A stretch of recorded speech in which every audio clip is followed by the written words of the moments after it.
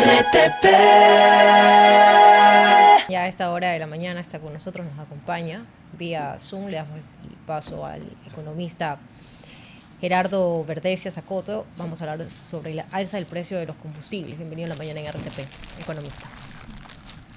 Muy buenos días. Un saludo, estimada Astrid, Ramón y María. Muchas gracias por la invitación. Gracias por acompañarnos. Quisiera, iniciar con lo que ocurrió este fin de semana, el alza de los precios de los combustibles. El más duro golpe que se pudo observar es el de la gasolina super. Y con esto entender un poco la dinámica, lo que ocurre, porque durante el fin de semana también pues salieron ciertas promesas de campaña del presidente Daniel Noboa de que iban a disminuir los precios de los combustibles, de que si se cumple o no la promesa. Hablemos un poco de lo que ha ocurrido y por qué estas variaciones. Sí, bueno, efectivamente la noticia del día sin duda es el alza del precio de los combustibles, tanto las gasolinas extra como el diésel, así como la super, experimentan subidas importantes, ¿no? Sobre todo la super, como usted comenta. Tenemos que recordar que el año pasado, en junio, se anunció, ¿verdad?, la eliminación drástica, fuerte del subsidio al diésel.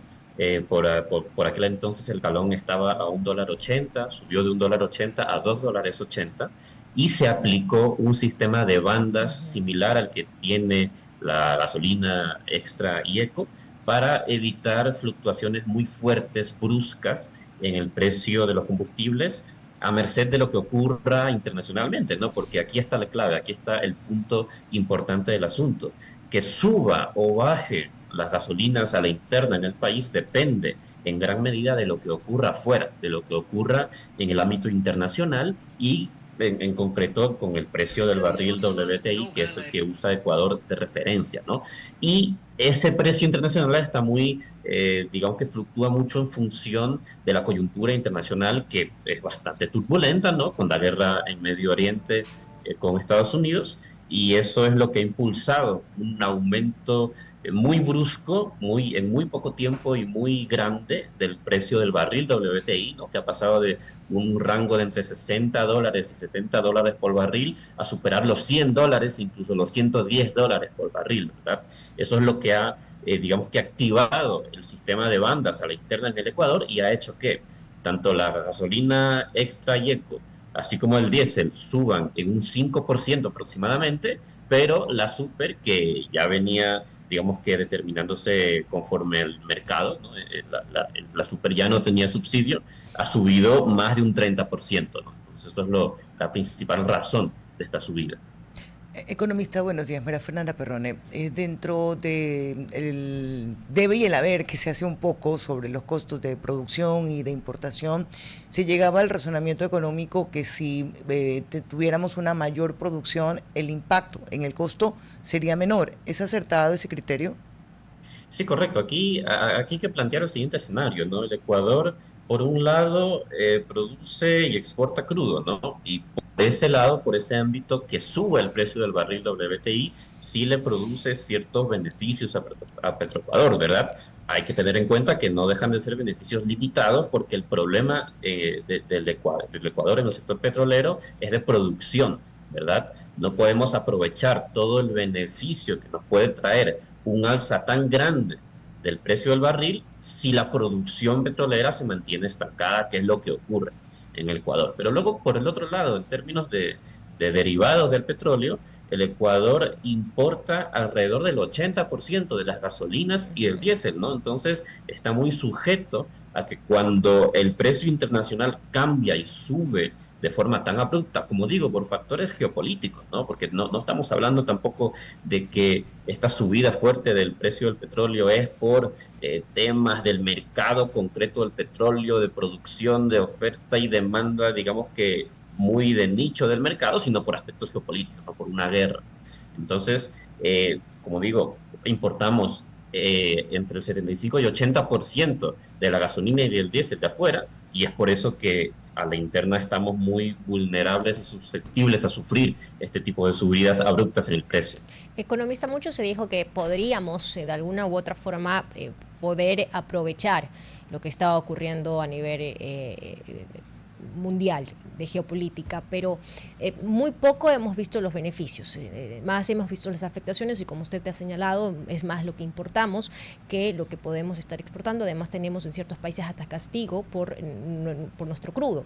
En este sentido, ¿usted ve de alguna u otra manera que podríamos en corto o mediano plazo aprovechar de alguna manera esta elevación del crudo, sobre todo del WTI, que es el referencial para nosotros?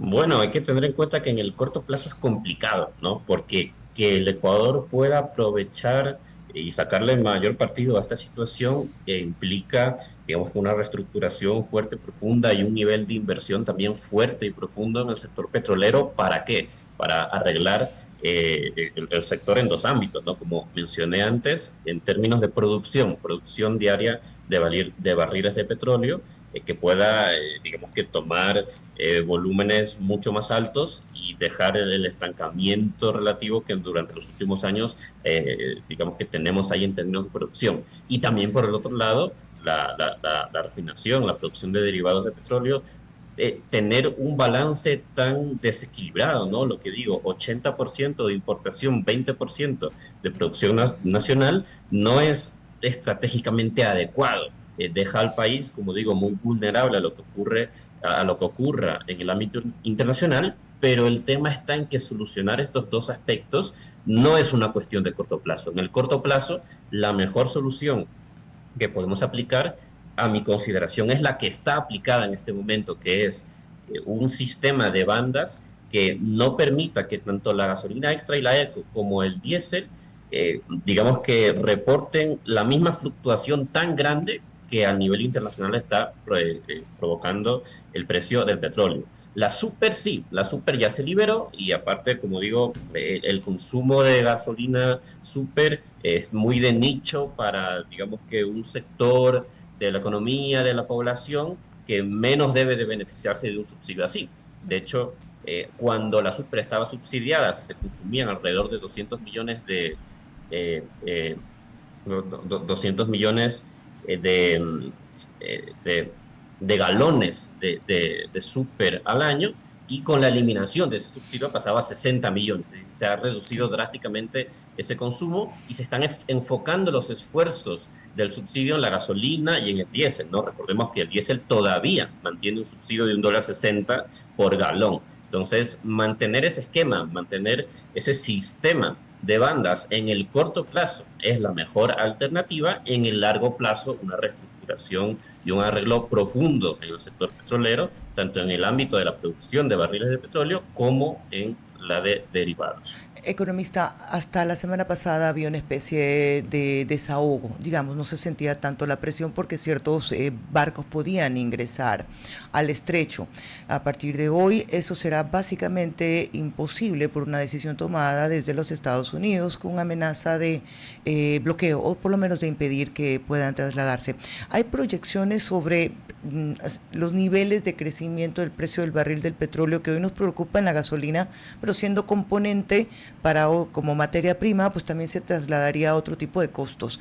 Proyecciones que usted pueda anticipar.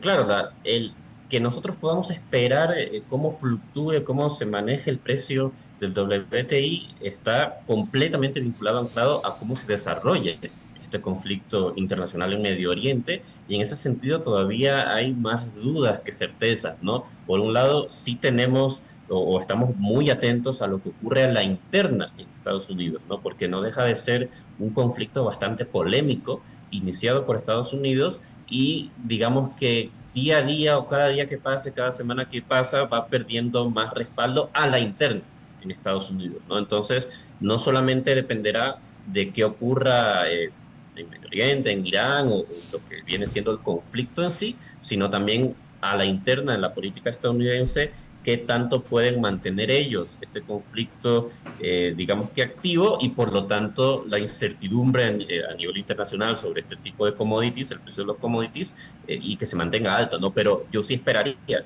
que mientras no haya una resolución clara, es decir, algo que sí otorgue certidumbre, certezas claras sobre el final de este conflicto, podamos esperar que el barril de petróleo se mantenga fluctuando alrededor de los $100 por barril, ¿verdad? Que sigue siendo un monto bastante alto que mantendría el precio de las gasolinas internas en el Ecuador también alto, ¿no? Como digo, Extra y Ecopaís están ahorita a 3,02 por galón y el diésel a 2,96 por galón.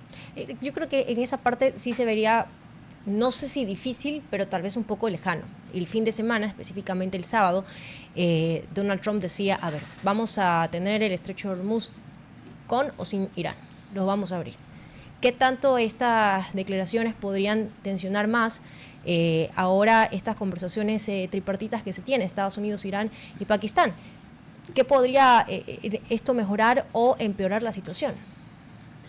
Claro, que hay que entender que en un conflicto de esta talla, o el discurso que en cada uno de los dos lados, en cada uno de los dos bandos se use, digamos que es una guerra también de discurso o de propaganda, digámoslo así, ¿no? Las declaraciones del presidente de Estados Unidos no tienen por qué reflejar la realidad de las negociaciones que estén ocurriendo, digamos que por detrás del telón entre las dos partes, ¿no?